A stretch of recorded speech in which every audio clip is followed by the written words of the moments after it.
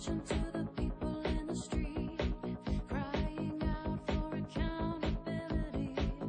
Make a joke of what we believe. Say Guys, it's so great to be here, and I actually met Sarah a couple of months ago at my church, and she was really honored when she asked me to come speak for y'all. GenJ is pretty new to me. The funny thing was I found out about it 2 weeks before Sarah called me. So when she called me and it's like, hey, can you come speak for my homeschool group? I'm like, great, what's the group called? And she goes, oh, it's called Generation Joshua. And I'm like, coincidence, which I don't believe in. So God obviously had me learn about the group a few weeks before when Sarah called me. I want to ask y'all something. From my research on GenJ, I have come to the conclusion that you are a homeschool, nonpartisan group that wishes to be involved in nonpartisan political activity to learn about our government history. Is that correct? Yes. Basically. Okay. What I want to ask y'all today, and don't answer this because that's my job in speech. I want to ask y'all why you are involved. Why should you be involved in any political activity? Why should you learn? What's the purpose? Well, first of all, what is this group at its core? It is a Christian homeschooling group. When you take that word Christian, what do you think of? You guys, most of you are Christian. What is a duty as a Christian? Is your duty to be politically active? What biblically is our duty? Our duty biblically is found in, here, hang on, I'm going to wait till we're done. As Christians, we all have a biblical duty. We find that in the last chapter of Matthew, where Christ is telling his followers, he gives them 3 duties to fulfill. He says, 1, to preach the gospel to the whole world, baptize, and make disciples of the whole world. So those are our commands that we are given as Christians. In one of Paul's epistles, he says that we are ambassadors for Christ. Of course, an ambassador is a representative of a certain country to a foreign country.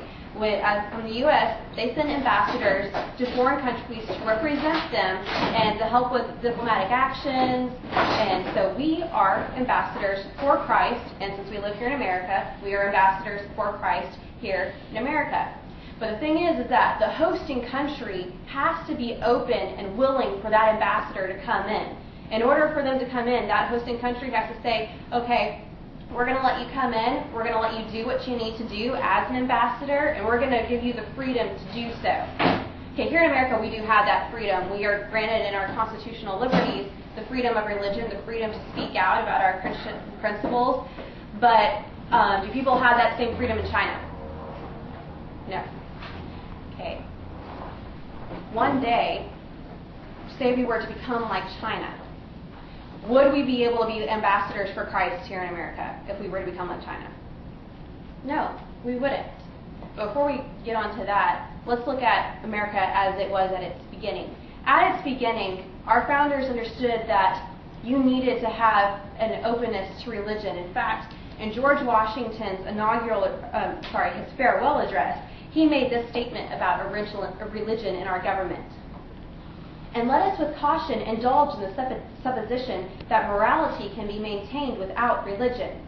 Whatever may be conceded to the influence of refined education on minds of peculiar structure, reason and experience both forbid us to expect that national morality can prevail in exclusion of religious principles. In order to have a moral country, which we all want a moral country and a virtuous country, one that's going to prosper, George Washington realized that religion had to be the core. Of course, the religion he was mainly talking about was Christianity. Many of the other founders made statements like that. They wanted that at the core. Even when our founders were writing the Constitution, how many of you think that they just all got together after the Revolutionary War, said, okay, we're going to write a Constitution, let's all meet in Philadelphia? Gee, I happen to think that representation should be equal for the states and that people should be represented based on population. And everybody said, oh, great idea, let's write that down. What do you think? Oh, great idea, let's write that down. No. It was weeks and weeks of debate, intense debate. You had the issues of slavery, you had the issues of representation, the southern colonies fighting against the northern colonies, and honestly, there was going to be a civil war right then and there. But what stopped that? Because obviously something did stop it, and obviously we do have our Constitution that we have today, and we have the amendments to the Constitution. What brought it together? During the debate, an 81-year-old man was sitting in the back of the room watching all this. He was very old and very weak. He was suffering from kidney stones, and the doctors wanted to put him on opium because that was the only painkiller back then. But opium messes with your mind, and he was such a brilliant man that he did not want the opium to mess with his thinking, especially going through this constitutional convention. As he was sitting back there, listening to the debate, listening to what all the representatives were saying, he raised his hand and wanted to speak to the delegates, and this is what he said. In the beginning of the contest with Britain, when we were sensible of danger, we had daily prayer in this room for divine protection. Our prayers, sir, were heard, and they were graciously answered. All of us who were engaged in the struggle must have observed frequent instances of superintending providence in our favor. And have we now forgotten such a powerful friend, or do we imagine that we no longer need his assistance? I have lived, sir, a long time, and the longer I live, the more convincing proofs I see of this truth, that God governs in the affairs of men. And if a sparrow cannot fall to the ground without his notice, is it probable that an empire can rise without his aid? We have been assured, sir, in the sacred writings, that except the Lord build the house, they labor in vain that build it. I firmly believe this. I also believe that without his concurring aid, we shall succeed in this political building no better than the builders of Babel. We shall be divided by our little partial interests. Our projects will be confounded, and we ourselves shall become a reproach and a byword in the future. And what is worse, mankind may hereafter, from this unfortunate instance, despair of establishing government by human wisdom and leave it to chance, war, or conquest. I therefore beg leave to move that henceforth, prayers imploring the assistance of heaven and its blessings on our deliberation be held in this assembly every morning before we proceed to business. That gentleman, some of you may know as Benjamin Franklin, was extremely wise. He knew we can't come and do this by ourselves. Have we forgotten that great friend that we had, or do we somehow suppose that we no longer need him? From that moment on, the Constitutional Convention stopped, took a day off. They all went to church. They came back the next day, and from that time on, they either collectively or by themselves prayed and implored heaven for what they were doing, and that's when the Constitution began to take shape. Our foundational principles and our government started bathed in prayer. Our schools, our first schools in America, were seminaries to send out missionaries and pastors to America. From its very heart, America has been open to us being ambassadors for Christ. However, we can look at history and realize that wherever godliness is, evil is sure to follow. Such was the case here. We are not immune from evil. Around the late 1800s, this started to come. I do not have time to go through all of that, but I do recommend two extremely good books, and you'll be, by looking at this book, you can tell why I don't have the time to go through all of this. Don't be intimidated. This is probably the best book you'll ever read, besides the Bible. It's called A Patriot's History of the United States, and it starts with Columbus, and it goes to modern day. And it goes in depth in our American history, especially when you get to the late 1800s. You'll see the morals and values of our nation start to change and shift. And then this book is called God versus Socialism. It mainly focuses on the social gospel movement of the early 1900s. You can find both of those books on my website, by the way. And what God versus Socialism talks about is evil and lies creeping into the church and twisting it around. So while Patriot's History is more focused on the historical aspect, God versus Socialism is focused on the Christian aspect. But you can look at history and see things start to go down. Let's think about some recent events, well, quote unquote recent. Think about schools. All of us are homeschoolers. One of the big reasons our parents may have chosen to homeschool us is because in the public school system, Christianity is being persecuted. I mean, you can say it one way or another. Can you openly pray in most schools without someone tapping you on the shoulder and reminding you that you aren't supposed to pray?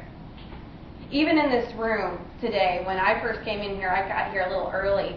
I was told by the lady who was coordinating this room what we were technically supposed to do and not do, and prayer was one of the things that we weren't technically supposed to do. But anyway. Yeah. No.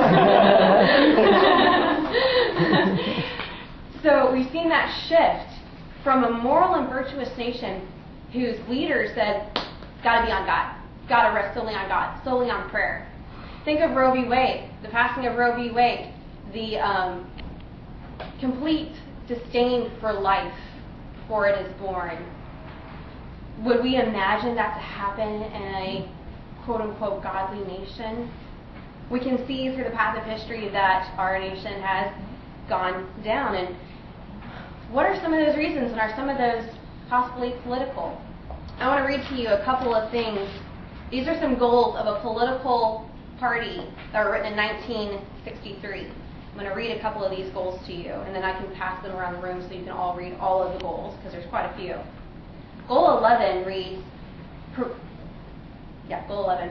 Promote the UN as the only hope for mankind. If its charter is rewritten, demand that it be set up as a one-world government, free of its own independent free to create its own independent armed forces. Get control of the schools.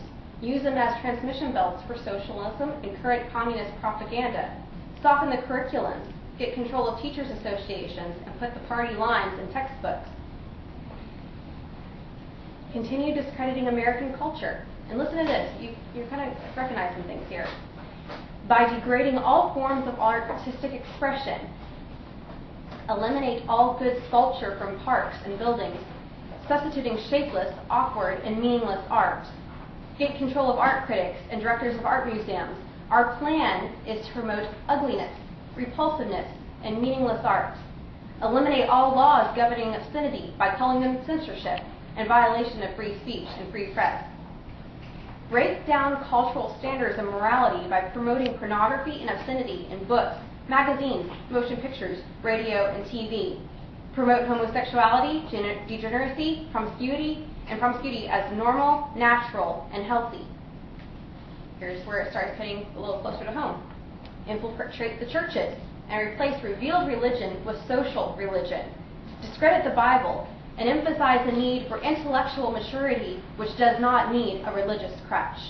Eliminate prayer or any phrase of religious expression in the schools on the grounds that it violates the principles of separation of church and state.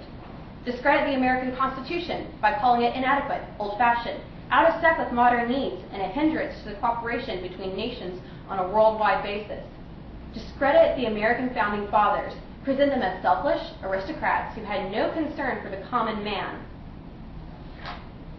Say pretty much every one of those has been accomplished in one way or another. Those were written in 1963. We can see, how often can you turn on the television nowadays and not see a commercial that is obscenity, that is almost pure pornography? You can't even turn on the radio even sometimes and listen to certain things. Even in books that are being promoted to our generation, the young people, are completely obscene. And break down the churches. How often do we hear of churches now who aren't preaching the true gospel of salvation, that are preaching a watered-down, feel-good gospel? Do you know who wrote these goals? The Communist Goals in 1963. This is the American Communist group that wrote these goals that are being established. Sarah often passes around. If you read all of them, there's a lot more that are quite interesting. It goes on to talk about family and how to discredit family and teach children that their parents are harmful and shouldn't be listened to. But we can see that there is a force in this nation. That was an American communist cell that is accomplishing its goals. And it is completely not only anti-American, but anti-Christian. It goes against everything that we have been taught in the Bible to believe. But did any one of those goals really deal with political parties? Was that Republican versus Democrat? No, it dealt with heart issues. It dealt with moral issues that we all fight against. It dealt with specific biblical issues that we are all against. So the question is, then, should we be involved in political activism so much? Should we be involved in Christian activism?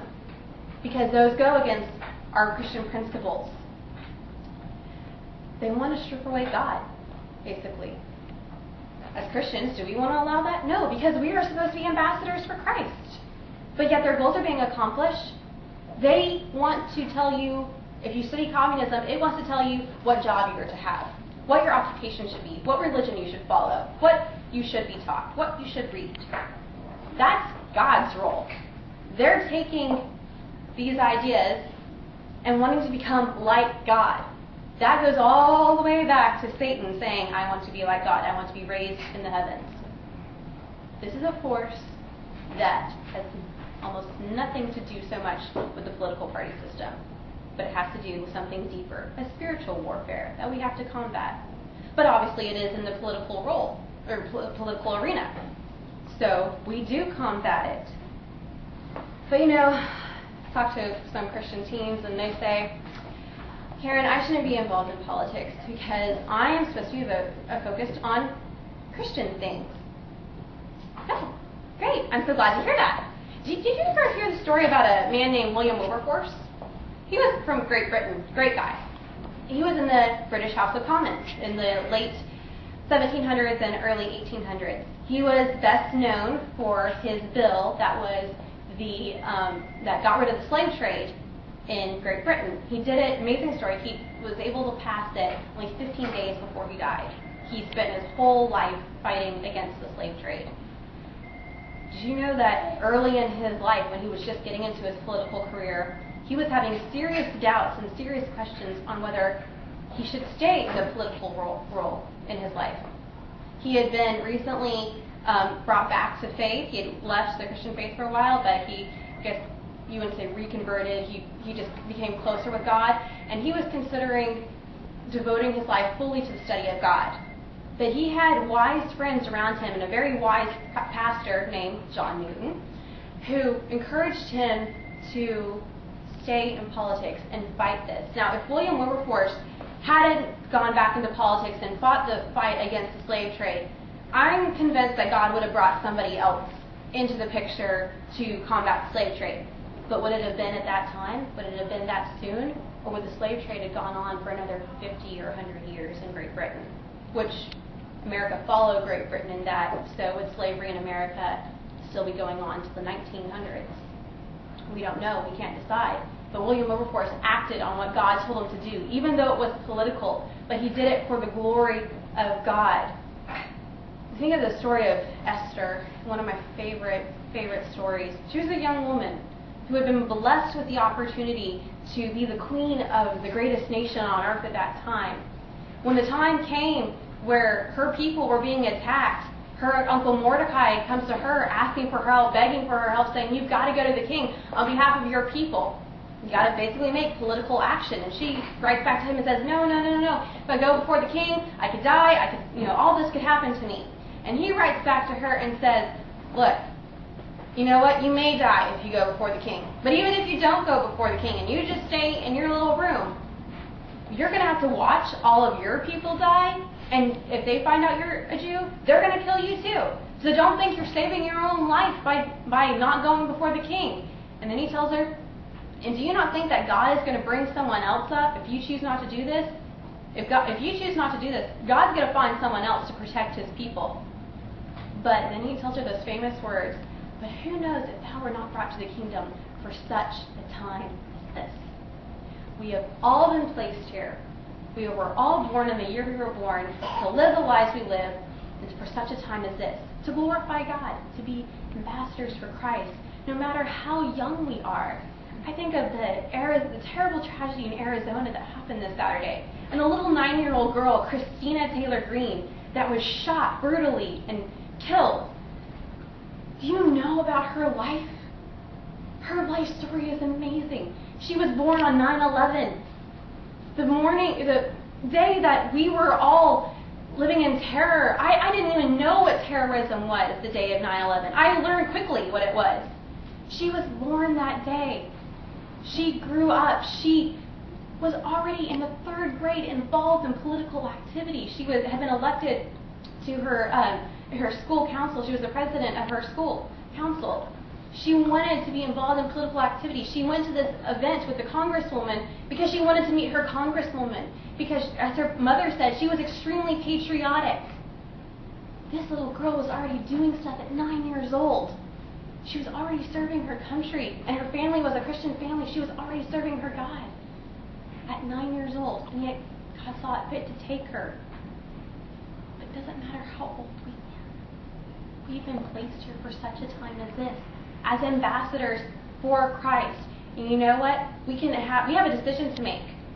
Right now, as teenagers, are we going to look at these things that are going on in the political realm and realize that they aren't solely politically directed, but they're also Christian directed? They're directed towards our faith. Are we going to stand up and say, you know what, I'm an ambassador for Christ. I want my freedoms as an ambassador to stay where they are. I want those freedoms. And it's not right to take them away. So are we willing to stand for such a time as this? Not only for the America that we love, but for our God. Because how great it would be if we were to come to the end and for Christ to look us in the eye and say, well done, thou good and faithful servant. You stood even when it was hard. You stood even when you had a gun pointed at you. And you spoke the truth. Thank you all very much.